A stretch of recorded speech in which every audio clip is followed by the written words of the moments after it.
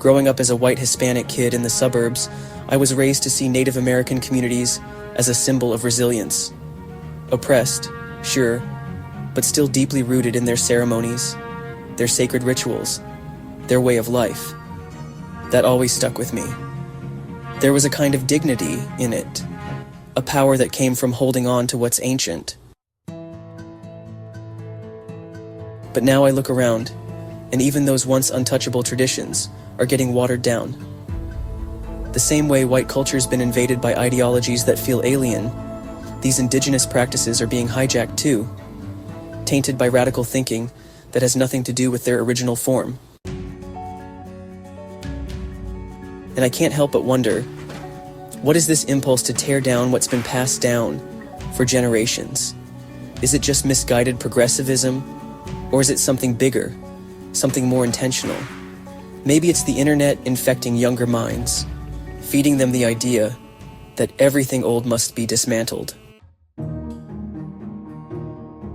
That progress means gutting tradition to replace it with something newer, louder, flashier, even if it doesn't work.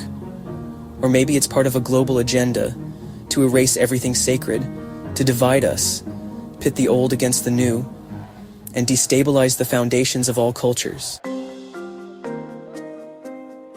Because this isn't just happening to one group, it's everywhere. Every culture I look at is being slowly hijacked.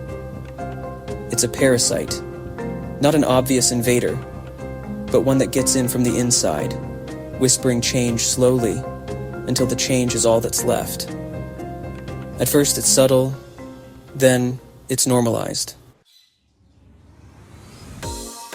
Eventually the elders are silenced, ridiculed for remembering, while the youth, who've known nothing else, fight to preserve the new way, unaware of what was lost. I see it in my own culture. We're being told to feel guilty for being white, while our traditions are stripped, diluted, or remixed to accommodate everyone else's. But that's the thing. What makes a culture distinct is what it holds sacred for itself. Without that, it all becomes a chaotic blend of conflicting rituals, belief systems, and values. That's not unity, that's fragmentation. That's how conflict starts. When nothing is rooted, when everything is up for grabs. And the younger generation, they're being fed ideologies online that convince them destruction is a necessary part of progress. That change is always good. That anything sacred must be inclusive, even if it means losing its meaning. They've got fire. Yeah. Determination. But it's being directed without any grounding. No understanding of why these traditions existed in the first place. Why they've lasted for centuries. Why they work. What we need, what has to happen, is for families to start teaching their kids the real value behind our traditions. The family unit, community, the deep spiritual codes woven into ceremony and custom. They've survived because they're functional truths. They connect us. They orient us. When we lose them, we lose more than just rituals.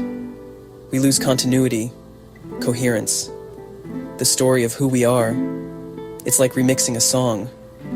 Sometimes you can't even hear the original melody anymore. But with culture, it's worse. You don't just lose a sound, you lose a soul. Sure, cultures aren't meant to be frozen in time. They grow. But growth isn't the same as mutation. You can't just tear up the roots and expect the tree to stand. So here's the tension.